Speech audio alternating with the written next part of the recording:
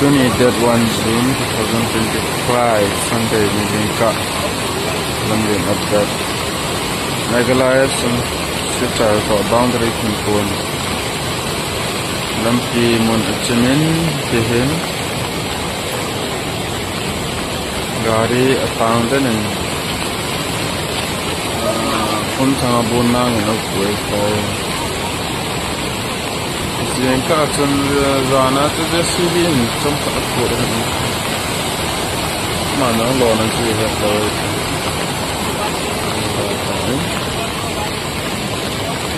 ka he lam pi ka han ka ngai ngoi ka de sa si Asan sa gari lo ka lo nang gari lo Shillong-Aizawl zonding. Hello, Shillong-Aizawl Guwahati apat susah. Guwahati apat Aizawl. Ini Shillong-Aizawl.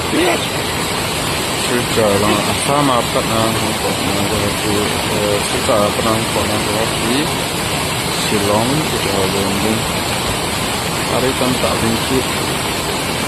Dahil lampi lo JCB in Hong Kong lo itu kan ini saya itu sopi oleh nak yang tahun yang tawa hele